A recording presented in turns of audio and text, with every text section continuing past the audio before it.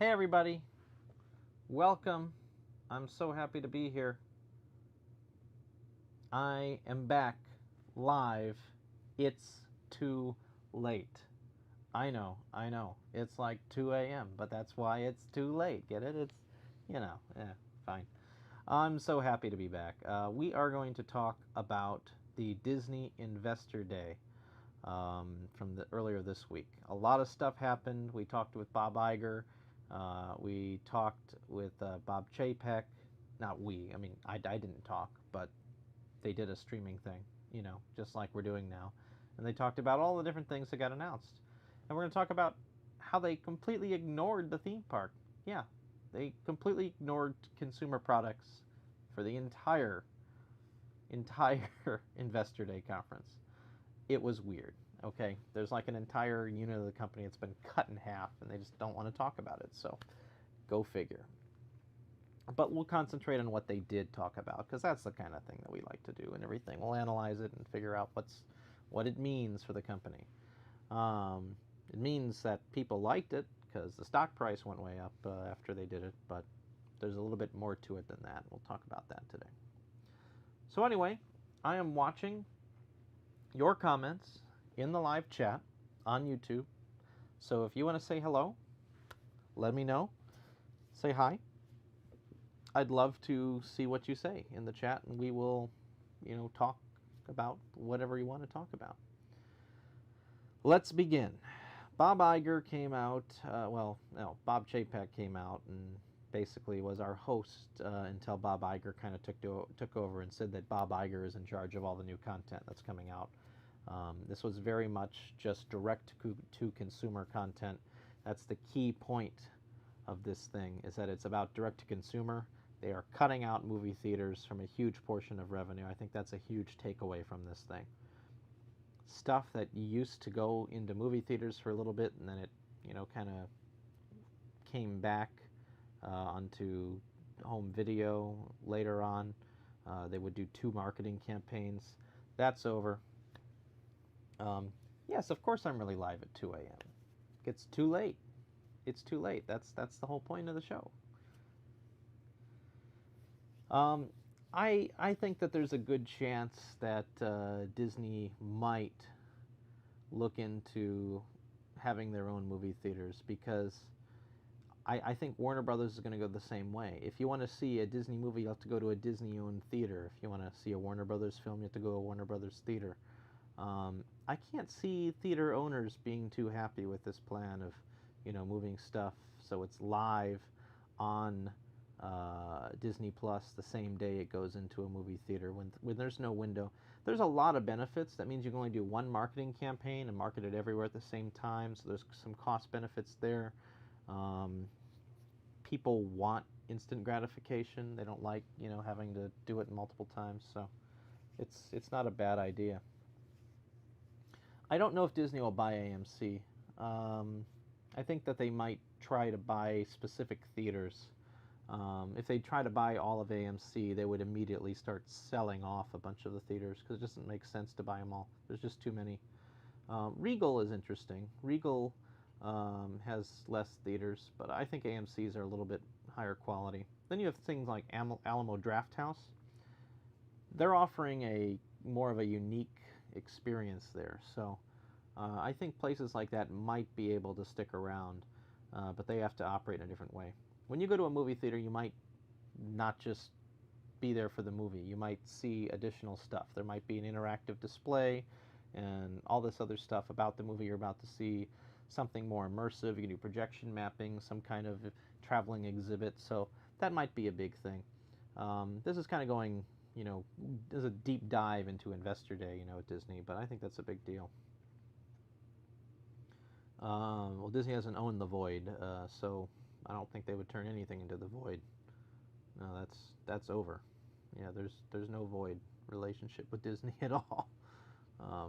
So yeah, I don't see that happening, but good luck with that. So what was exactly announced? Well, a lot of stuff. They announced, I think, 10 or 15 new films or TV shows for Marvel. Same thing with Disney Plus branding. Same thing with Lucasfilm, which includes a bunch of stuff for Star Wars and additional stuff, even with Indiana Jones. There's an Indiana Jones 5 coming out, which I'm excited about. Although Harrison Ford's like, it's the last film. Indy is done after that. You might ask, well, who are you going to recast Indy? He's like, no, you don't get it. Indy dies. Indy's done. Well, he didn't say Indiana Jones. I'm not saying Indiana Jones dies, but the character is, if Harrison Ford isn't going to do Indy anymore, then that's it. There's no more Indiana Jones, and that's the idea with this. So, I don't know. We're gonna see some interesting things that'll happen there. We can talk a little bit about the other stuff, which is like National Geographic and all this weird stuff with Hulu. They've integrated FX into Hulu, which is a big moneymaker. If you're not familiar with FX, they make Archer and a few other great shows. In fact, Disney considers FX to be very, very, that's a profitable business. So that might be an interesting thing on their own. We can talk about the actual content that's coming out. I'm excited for some of this stuff. We have Mandalorian, which is about to have its season finale later this week, so that'll be big. Mando is a great series. If you're not watching it, you really should. I'm excited for Mando. There probably will be another season of Mando. Wasn't really announced at the Investor Day, but I mean, why wouldn't you? They have 86.8 million subscribers for Disney Plus, but not all of those subscribers are actually paying for it. If you're a cast member or employee of the Walt Disney Company, you actually get to have it for free if you chose that option, or you can have theme park tickets if you like going to the theme parks. I think Disney Plus might have been the better option this year because the theme parks have been kind of limited on their operating days, but there's that.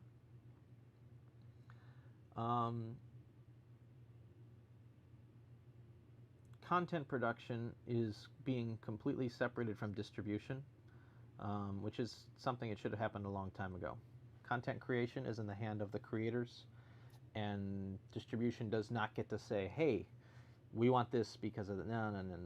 It's the creators get to make the stuff, and distributors, they have to distribute, and that's it. Before, it used to be kind of a weird kind of cycle where distribution was like, we need a film that hits this, this, and this, and this, and you go and make it. And they're like, huh? And that's not going to happen anymore, supposedly. We'll see what happens.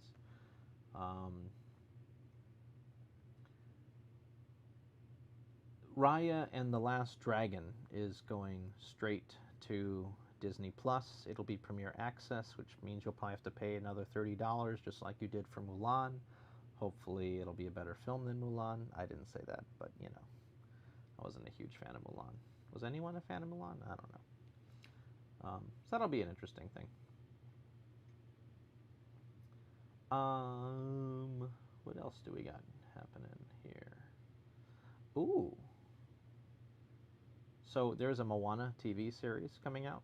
I'm a huge Moana fan, so that's really big for me. I should go back to, who's actually paying for Disney Plus.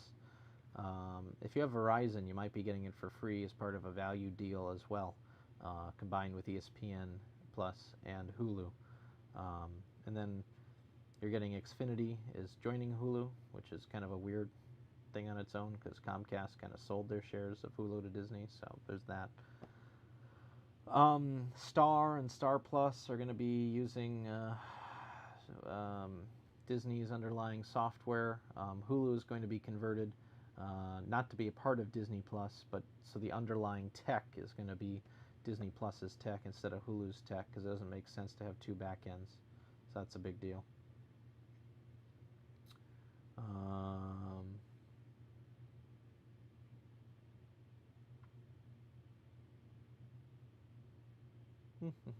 ESPN is doing fairly well because they are the #1 sports brand in watch time and subscribers. Even though sports itself hasn't been doing well, ESPN's doing okay. They're adding more and more college football. They're getting the SEC for ESPN Plus. It's going to be a couple years till it happens, but it's coming. So that's kind of a big deal on its own. Bob Iger's role is actually doing all the content creation. There's a bunch of weird things that I just don't understand. There's a Kardashians reality show coming to Hulu, A Handmaid's Tale, Season 5, 9 Perfect Strangers. A lot of weird stuff that's coming. I don't know any of this stuff.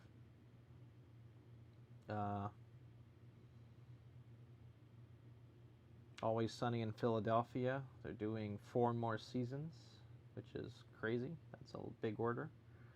At Lucasfilm, they're coming out with a lot of different films. Andor, Obi-Wan Kenobi, The Bad Batch, Star Wars Visions, Lando, which is Lando Calrissian, A Droid Story, which is a story of R2-D2 and C-3PO, and Rogue Squadron, and Ahsoka. They're coming out with a actual film for Ahsoka, or her own show, maybe. I'm not sure if it's a show or a film. National Geographic, you're getting a Cousteau series. Will Smith is going to do Welcome to Earth, which is going to be a series on National Geographic. Chris Hemsworth is going to host Limitless, which is a story about the science of aging. So there you go there. Disney Plus, let's do live action. Swiss Family Robinson, Mighty Ducks, Turner and Hooch, Big Shot. Really cool stuff there. Beauty and the Beast prequel series with all new music. Turner and Hooch is being rebooted as a series. It's a Swiss Family Robinson series, not a movie, but a series. Percy Jackson and the Olympians, the series. So, a lot of interesting series. Movies. Hocus Pocus 2. Big deal. If you're a Bette Midler fan, or if not, if you just love Halloween, Hocus Pocus 2 is a huge, huge news. Mysterious Benedict Society. No idea what that is. Sounds interesting. 3 Men and a Baby is being remade. That's a film from the late 80s, early 90s with Tom Selleck. That's going to have Zac Efron in it. Okay. Reboot of Cheaper by the Dozen, Diary of a Wimpy Kid, Flora and Ulysses. Okay, you know. Jungle Cruise movie, Dwayne Johnson. That's happening. That's going to Disney Plus, I guess. They're doing another Lion King. Who knows what that means? Disney's going to start creating Ice Age stuff for Disney Plus. So Ice Age Adventures of Buck Wild. They're doing a live-action Little Mermaid. Live-action hybrid Rescue Rangers film with John Mulaney and Andy Samberg as the voices of Chip and Dale. Night at the Museum animated film is coming. Live-action Pinocchio with CGI elements is coming. Peter Pan and Wendy. I'm not sure if that's a series or if that's a film. They're making an Enchanted sequel. Disenchanted. Amy Adams is coming back. No idea if Idina Menzel's coming back or not. Sister Act is coming back. Who knows if that's Whoopi Goldberg or not, if she'll be in it, if it's a new cast. Cruella, the story of Cruella de Vil from 101 Dalmatians. Emma Stone is playing Cruella de Vil. They released some concept art. She looks fabulous. And then we have actual Walt Disney Animation Studios. So Ryan the Last Dragon is coming out very soon. That'll be out very soon on Disney Plus. That's going straight to Disney Plus. They're doing a series, Walt Disney Feature Animation. Well, they don't call it that anymore. Walt Disney Animation Studios is doing their very first series for Disney Plus called Baymax the Series. So if you're a big fan of Big Hero 6, then that'll be for you. Zootopia Plus seems like it's Zootopia's own streaming service, and they are doing animated shorts, so that should be a fun thing. Tiana is getting her own little musical production. I don't mean little, it's a long form musical, so we'll see.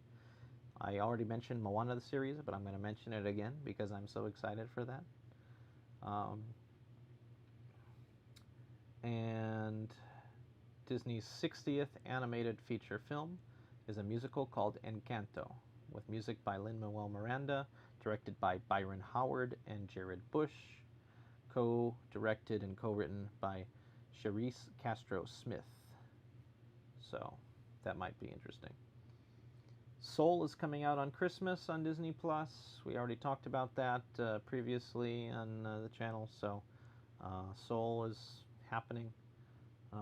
More Spark shorts, more Inside Pixar episodes, Popcorn, a new Cars series, Win or Lose, a long-form series for Disney Plus. The feature film Luca is still happening, and Turning Red. It's about a tween who turns into a red panda when she gets stressed out. That's an interesting story. They're also doing a Lightyear film, which is essentially, this is kind of a weird thing because there is a Buzz Lightyear, the animated series. John Lasseter himself said, bury the thing. Like, it's not canon, we're not going to, do it. So anyone who, really loved that series, me included, was kind of disheartened by that because it's actually a pretty good series, but that's not what Pixar really wanted. Disney was doing the series, and they had Pixar branding on it. In fact, for the film, that they even had Pixar produce some of the intro for it. But it's supposed to be the animated series. That's where Buzz Lightyear comes from. Anyway, they're ignoring that series entirely, I guess, and they are creating an actual film called Lightyear, which is where Buzz Lightyear comes from. And Chris Evans will be the voice of Buzz Lightyear. So who knows what that means? I don't know. Now let's get into Marvel. WandaVision is coming out. So if you're a fan of Wanda, basically everyone's really excited for this thing. You need to watch that. That's Scarlet Witch and well, my mind's not here right now. Well, Scarlet Witch's TV series, basically, and yeah, we'll see what happens with WandaVision. A lot of people are excited about that. Falcon and the Winter Soldier, big deal there. Doctor Strange in the Multiverse of Madness. Black Widow. They're doing a Loki TV series, so with Tom Hiddleston. They actually released a clip from that. That was really fun. What If? That's a unique thing. There's a clip for that. You can look. Shang-Chi, Legend of the Ten Rings. Miss Marvel. Hawkeye. She-Hulk. And the Guardians of the Galaxy Holiday Special, which hopefully is better than the Star Wars Holiday Special, but you never know. There's also Moon Knight, Ironheart, Armor Wars, Secret Invasion, I Am Groot, Thor, Love and Thunder, Blade, Ant-Man and the Wasp, Quantumania, and Black Panther 2, which they are not recasting the role of the Black Panther himself in honor of Chadwick Boseman, so who knows what that film's going to be like. So I don't know. I mean, they're looking, forward with Disney Plus. So they're loading it with content now, and they have some really high hopes for the service. They believe that they will have between 300 and 350 million subscriptions globally for Disney Plus by the fiscal year of 2024. So that's a huge push. To give you an idea, it will cost a lot of money. The streaming service, the servers to run this thing, we're talking, plus rights for everything, we're talking a cost of like $16 billion a year for the cost.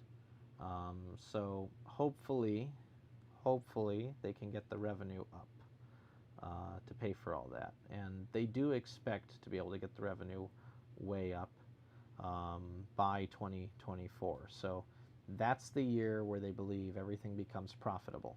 So, see what happens. We'll see what happens.